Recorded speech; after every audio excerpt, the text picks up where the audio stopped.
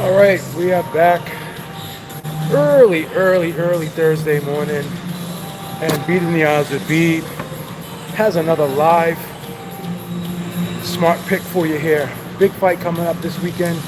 Gennady Golovkin versus Sergey Derevyanchenko for the vacant IBF middleweight title. First off, Gennady Golovkin is a minus 420. Sergey Derevyanchenko is a plus 335. And what does the Beeb always tell you?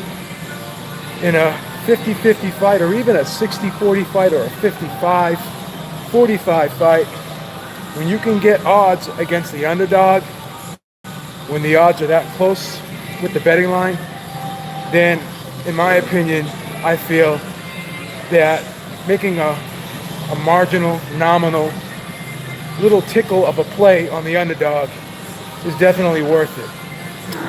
So let's talk about Gennady Golovkin. Obviously, we're very well aware of his last couple fights with Gennady Golovkin and Steve Rolls.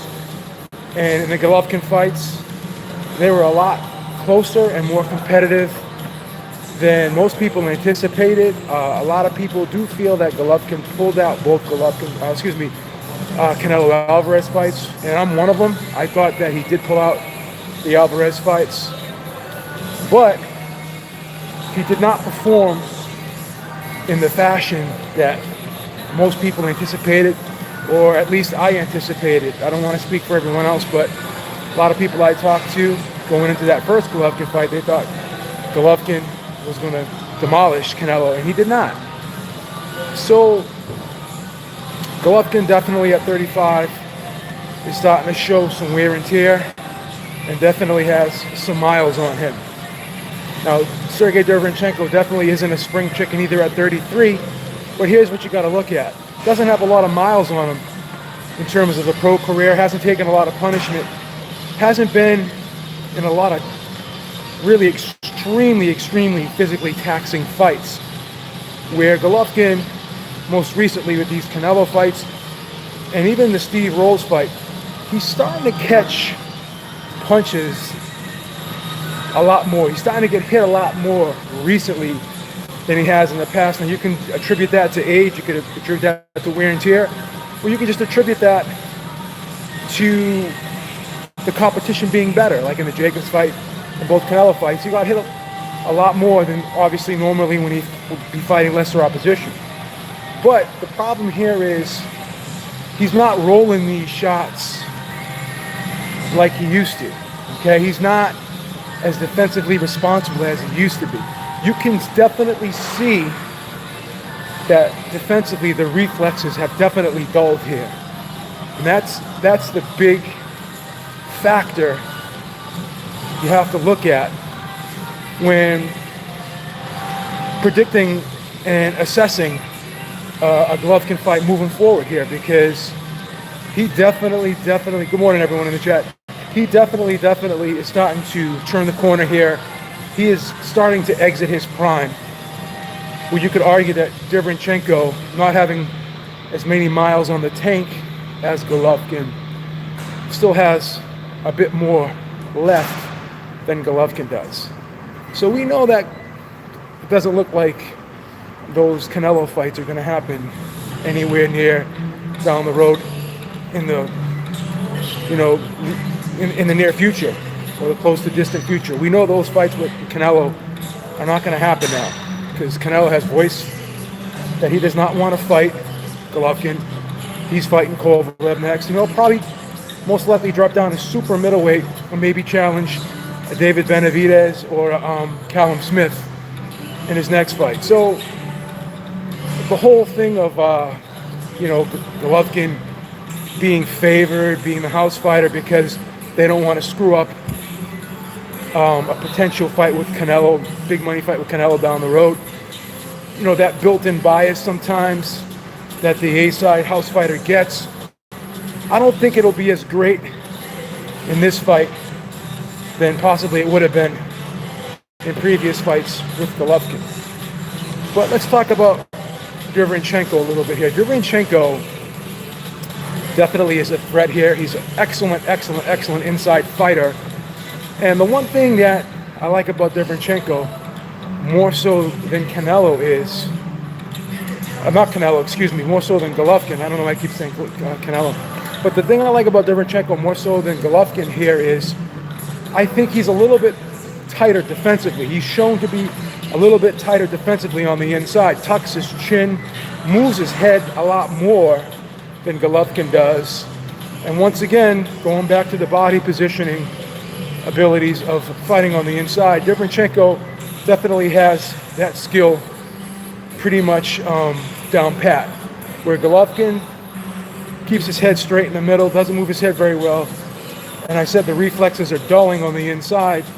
But if you notice Golovkin recently, he's not really getting inside as much as he used to. He's not willing to engage as much as he used to, at least when he fights higher level opposition. In the Jacobs fight and in the Canelo fights, he relied a lot more on the jab, and his jab is like a power punch.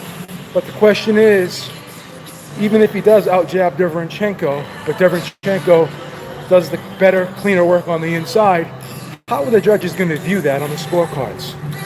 Because I think Derevyanchenko isn't going to be intimidated, because he wasn't intimidated against Danny Jacobs in a fight that I thought he actually edged out. I'm in the minority here, but one of the judges actually scored for Derevyanchenko as well. I had Derevyanchenko edging out that Danny Jacobs fight because I thought he did the better work on the inside. I thought he was a lot busier on the inside, and if that knockdown didn't happen in that fight, Derevyanchenko didn't go down, that fight probably would have been a draw. So he gave Danny Jacobs all he can handle, and Danny Jacobs gave Golovkin all he could handle when they fought, and I actually thought Danny Jacobs edged out Golovkin. And I know we can't always play combat math and do the triangle theory, but I honestly believe this isn't the same version of Gennady Golovkin that we saw in the Jacobs fight. I think this is a more declined version. It's a lesser version of Gennady Golovkin that we saw a couple years ago in the Jacobs fight. And you can argue that even in that fight, we saw some signs of slippage, and we saw some signs of Golovkin not being at his best. So the reason why I think Derevyanchenko is very live here is because he's a very busy fighter. He has a great jab himself. He probably won't out-jab Golovkin in this fight, but I think that he'll be able to feint his way inside. He has quicker feet, in my opinion, than Golovkin, and I think he can cover a lot more ground in a shorter period of time than Golovkin can. Golovkin has pretty decent hand speed, even at 35 years old, but the one thing you can see that has slowed down, in my opinion, is the foot speed, whereas Derevyanchenko still has that explosiveness, still has that good fast twitch muscle fibers in his legs. He can get on the inside really quick and has an ability to feint and move his head very well off the jab in order to slide his way inside. And when he does go inside, he knows how to mix up the shots very well to the body and the head. So I think Derevyanchenko definitely is going to try to make this a phone booth war.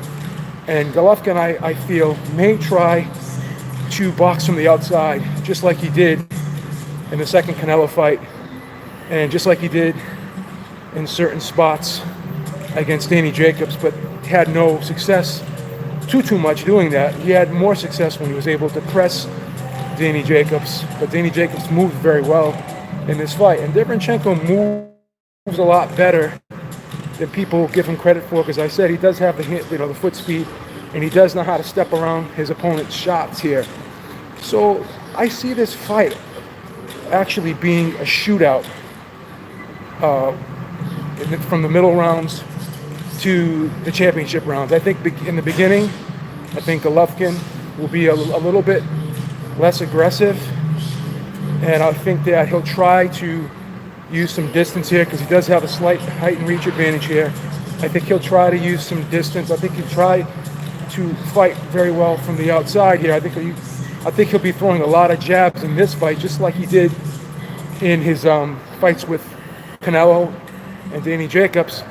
But even in that Steve Rolls fight, you could see that, taking nothing away from Steve Rolls, a guy who's not really a top level elite guy, he's landing flush shots. Martirosyan, even before the second Golovkin fight, is landing flush, clean right hands that are jarring Golovkin, who I feel is no longer rolling these shots.